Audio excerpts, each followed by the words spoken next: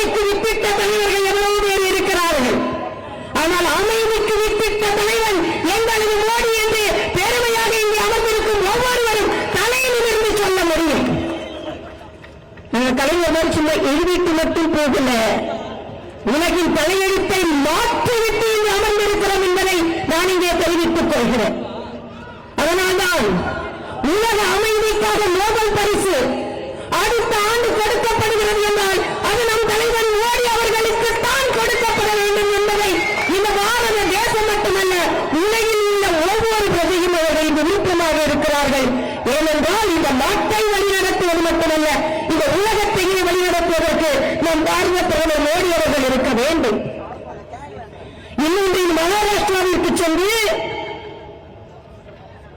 நம்ம பஸ் பயணத்திற்கு மட்டும் அங்கீகாரம் கொடுக்கவில்லை, வேறு இறங்குவதற்கு பெண்கள் ஒன்றை சிந்திக்க வேண்டும். 74 லட்சம் பெண்களுக்கு 7,500 கோடி ரூபாயை கொடுத்து ஒவ்வொரு பெண்ணையும் லட்சாதிபதியாக்கிக் கொண்டிருக்கிறோம் என்றால் ஆக லட்சாதிபதியாக ஆக்குகின்ற பெண்களுக்கு அங்கீகாரம் கொடுக்கின்ற ஒரு கட்சி வேண்டுமா? நேற்று மாலை பத்திரிகை பார்க்கிறேன், அறிவிக்கப்படாத ஒரு அறிக்கை எல்லா டாஸ்மாக் கடைக்கும் போச்சான். ஏன் இங்கே வியாபாரம் குறைக்கப்பட்டிருக்கிறது? ஏன் வியாபாரம் குறைந்திருக்குது? ஆக உடனே அது உயர்த்தப்பட வேண்டும். ஆனால் குடிப்பதற்கான நிர்ணயத்தை உயர்த்திக் கொண்டிருக்கும் நீங்கள் குழந்தைகள் படிக்கும் பாட புத்தகத்தில் விலையை ஏற்றி இருக்கிறீர்களே ஸ்டாலின் அவர்களே, நீங்கள் மக்களுக்கானவர்களா மாணவர்களுக்கானவர்களா என்பதை மாணவர்கள் கேள்வி கேட்க ஆரம்பித்திருக்கிறார்கள். படிக்கும் குழந்தைகளின் புத்தகம் முதல் வகுப்பு புத்தகம் மட்டும் 390 ரூபாயிலிருந்து 500 ரூபாய் உயர்ந்திருக்கிறது. ஆக இதெல்லாம் பார்க்கும்போது இந்த நாட்டில் தமிழ்நாட்டில் மக்களுக்கான ஆட்சி நடைபெறவில்லை என்பதை நாம் உணர்ந்து கொண்டிருக்கிறோம். எல்லாவற்றிற்கும் மேலாக இன்று சூப்பர் ஸ்டார் ரஜினிகாந்த் ஒன்றை சொல்லியிருக்கிறார். ஸ்டாலின் பழைய மாணவர்களை சரியாக நிர்வகித்துக் கொண்டிருக்கிறார்கள். சூப்பர் ஸ்டார் மீது உங்களுக்கு எல்லாம் மரியாதை உண்டு. ஆனால் இப்ப சொல்கிறார் ஸ்டாலின் பழைய மாணவர்களை நிர்வகித்துக் கொண்டிருக்கிறார். மாணவர்கள் அவங்கெல்லாம் அண்ணன் துரைமுருகனுக்கு தெரியும், ஆசிரியர்களாக இருக்க வேண்டியவர்களை அடக்கி வைத்து அவர்கள் வாரிசு என்ற காரணத்திற்காக அடக்கி வைத்துக் கொண்டிருக்கிறார்கள். ஆக அண்ணன் துரைமுருகனுக்கு என்ன கவலைனா, ஓகே ரஜினிகாந்த் வந்து ஸ்டாலின் நம்மளெல்லாம் அடக்கி வச்சிருக்காரு பேசினா பரவாயில்ல, அடுத்து தம்பி உதயநிதி வேற வந்து இப்படி பேசுவாரு, அது நம்மளும் தன்மான தலைவர்களா இல்லை என்றால் தன்மானத்தை இழந்த தலைவர்களா என்று ஒவ்வொரு திராவிட முன்னேற்ற கழகத்தை சார்ந்த சகோதரரும் சிந்திக்க வேண்டிய காலகட்டம். எல்லாவற்றிற்கும் மேலாக உலகின் மகாபெரிய தலைவர் ஒருவர் இருக்கிறார், அவர் பேர் ராகுல் காந்தி. அவர் டாக்ஸில போனாராம். எதுக்கு டாக்ஸில போனார்னா டாக்ஸி டிரைவர்களின் பிரச்சனைகளை தெரிந்து கொள்வதற்கு டாக்ஸில போனாராம். இத்தனை ஆண்டு காலம் சுதந்திரம் அடைந்து 78 ஆண்டு காலம் கழித்து இப்பதான் டாக்ஸி டிரைவர் பிரச்சனையை அவர் தெரிந்து கொள்ளப் போகிறார். ஆனால் மரியாதைக்குரிய மோடி அவர்கள் இரவிற்கு ராக்கெட் விட்டு உலக மக்களின் ஆதரவை பெற்றுக் கொண்டிருக்கிறார்கள். அது இன்னைக்குதான் டாக்ஸி டிரைவரோட பிரச்சனையை தெரிந்து கொள்ள வேண்டும் என்றால் நீங்கள் எந்த பிரச்சனையை எங்கு தெரிந்து கொள்வீர்கள்? எல்லாவற்றிற்கும் மேலாக அழகு போட்டியில எந்த இடஒதுக்கீடு கேட்கிறார். ஒரு அறிவாற்றல் மிகுந்த தலைவரை இந்தியா பெற்றிருக்கிறது என்று எதிர்கட்சி தலைவர் எல்லோரும் மகிழ்ந்துதான் போயிருக்க வேண்டும். ஆக இந்த நாடு பாரத தேசம் வலிமையான ஒரு கையில் இருக்கிறது. இந்த பாரத தேசத்தை பிரமாதமாக வழிநடத்திக் கொண்டிருக்கிறார் நம் பாரத பிரதமர் நரேந்திர மோடி அவர்கள். அதே நேரத்தில் இங்கே திராவிட முன்னேற்ற கழகம் ஒட்டுமொத்த தமிழக மக்களுக்கு எதிராக இருந்து கொண்டிருக்கிறது. ரேஷன் கடையில் பொருட்கள் இல்லை, எல்லா விலையும் ஏறிவிட்டது, மின் கட்டணம் ஏறிவிட்டது, பால் விலை ஏறிவிட்டது, அத்தனை பொருட்களின் விலையும் ஏறிவிட்டது. இந்த ரேஷன் கடைகளில் கிடைக்க வேண்டியது கிடைக்கவில்லை. ஆனால் கள்ளக்குறிச்சியில் குடும்பவர்களுக்கு மட்டும் 10 லட்சம் ரூபாய் கொடுக்கிறீர்கள் என்று நம் கட்சியின் தலைவர் கூட அங்கே உள்ளவர்களுக்கு செலவிற்காக கொண்டு 1 லட்சம் ரூபாய் கொடுத்தோம், அது உண்மை. ஆனால் அதே நேரத்தில் குடிப்பது தடுக்கப்பட வேண்டும் என்று நினைக்க கூட எண்ணாத ஒரு ஆட்சி தமிழகத்தில் நடைபெற்றுக் கொண்டிருக்கிறது. உயர்நீதிமன்றம் கண்டனத்தை தெரிவித்திருக்கிறது. கள்ளச்சாராயம் உபயோகித்தவர்களுக்கு 10 லட்சம் கொடுக்கிறீர்கள், ஆனால் பட்டாசு தொழிற்சாலையில் இறந்தவர்களுக்கு சில லட்சம் கொடுக்கிறீர்கள், சில பேருக்கு எதுவும் கொடுக்கவில்லை.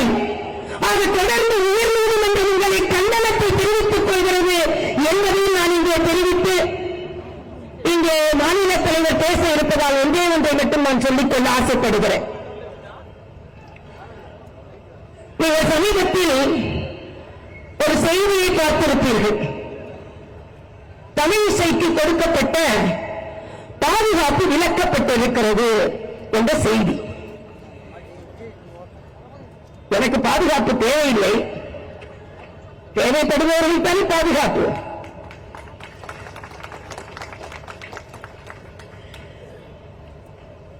எனக்கு 2 ஆண்டுகளுக்கு முன்னால் தெலுங்கானாவில் நான் இருந்த நிகழ்வு எனக்கு நினைவிற்கு வருகிறது. சந்திரசேகர்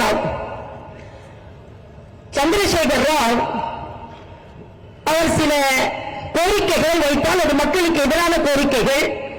அதனால் நான் அதற்கு செவிசாய்க்கவில்லை. மக்களோடு நான் நின்றேன். அதனால் எனக்கு கொடுக்க வேண்டிய புரோட்டோகால் எதையுமே அவர் கொடுக்கவில்லை. நான் உடனே சொன்னேன், நான் மக்களோடு நின்று கொண்டிருக்கிறேன். ஏனென்றால் மாநில தலைவர் எல்லாம் இங்கே அமர்ந்திருக்கிறீர்கள். இதே போல ஒரு சூழ்நிலை வந்தது அண்ணன் கேசவநாயகி போன்றவர்களுக்கு தெரியும். கமலாலயத்திற்கு ஒரு வெடிகுண்டு மிரட்டல் வந்தது. நான் திருநெல்வேலியில் பேசிக் கொண்டிருக்கிறேன். அப்போது காவல்துறையினர் அந்த மேடையில் வந்து அமர்ந்திருந்தார்கள், நின்றிருந்தார்கள், கூட்டமாக நின்றிருந்தார்கள். என்ன என்று கேட்கிறேன். இல்லை, கமலாலயத்திற்கு ஒரு வெடிகுண்டு மிரட்டல் வந்தது, அதற்காக பாதுகாப்பிற்காக நான் நின்று கொண்டிருக்கிறோம் என்று சொன்னார்கள்.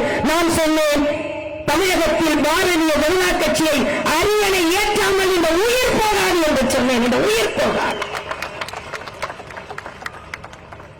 அதற்காகத்தான் ஆளுநரும் வேண்டாம் என்று இங்கே வந்திருக்கிறேன். உங்களோடு தொண்டராக இருந்து பணியாற்றி இந்த பாரதிய ஜனதா கட்சி அரியணை ஏற்ற வேண்டும் என்ற ஒற்றை காரணத்திற்காக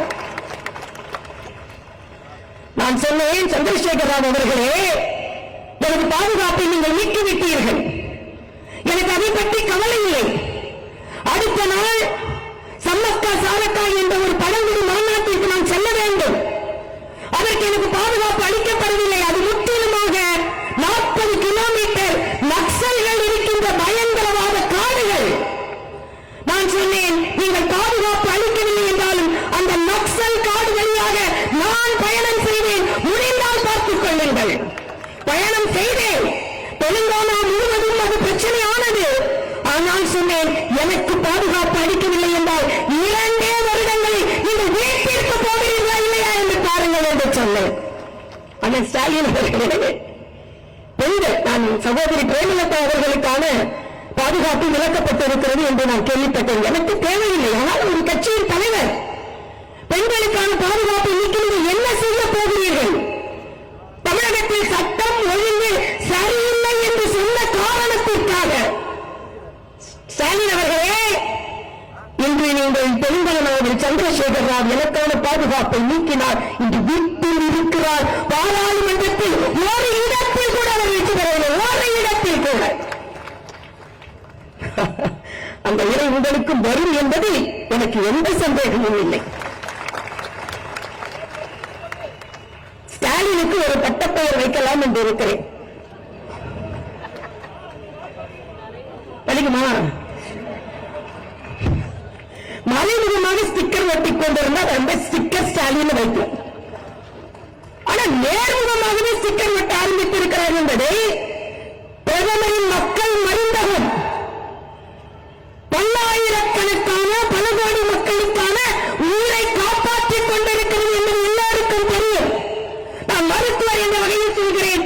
இந்த பிரதமரின் மருத்துவ அந்த கடைகள் ஜன் ஔஷத் ஷாப்ஸ் என்று மக்கள் மருந்தகங்கள் வந்த பிறகு பென்ஷன் வாங்குபவர்களின் வாழ்நாள் நீட்டிக்கப்பட்டிருக்கிறது. அடிக்கடி சொல்வது இல்லை. நான் ஒரு டாக்டர் தான். நாங்கள் பிளட் பிரஷருக்கு மாத்திரை எழுதுனா பேஷண்ட்ஸ் வந்து என்ன சொல்லுவாங்க, நீங்க ரத்த கொதிப்புக்கு மாத்திரை எழுதுறீங்க, ஆனா பிரிஸ்கிரிப்ஷனை கொண்டு கடையில காமிச்சா அதுல விலையை கேட்டா ரத்த கொதிப்பு அதிகரிச்சிருது. வயிற்றுச்சலுக்கு நீங்க மாத்திரை எழுதுறீங்க, ஆனா பிரிஸ்கிரிப்ஷனை கொண்டு கொடுத்தா வயிற்றுச்சல் மாத்திரையோட விலையை கேட்டா வயிற்றுச்சல் அதிகரிக்கிறது.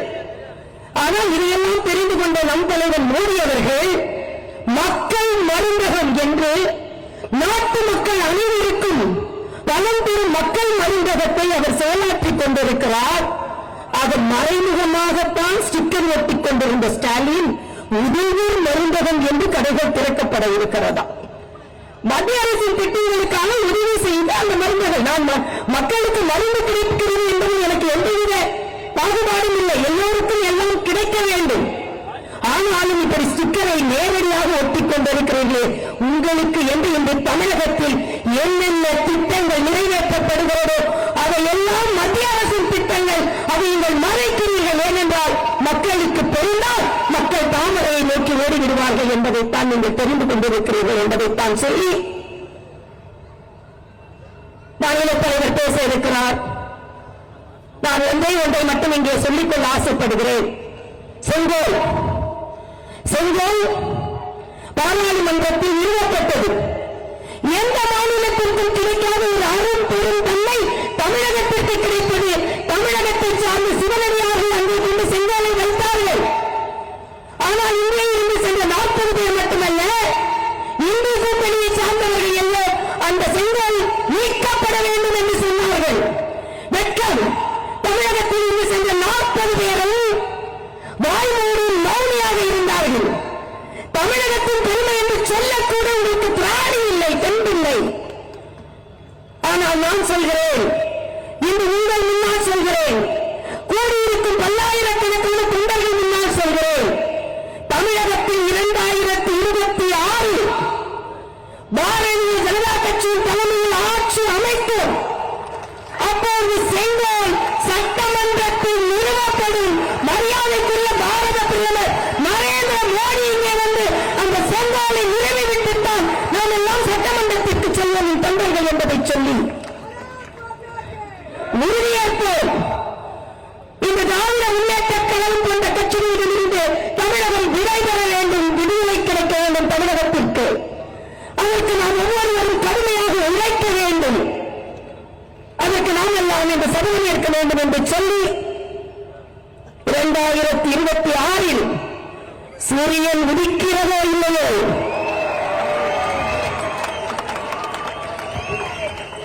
கைகள் உயர்கிறதோ இல்லையோ, இலைகள் துளிர்க்கிறதோ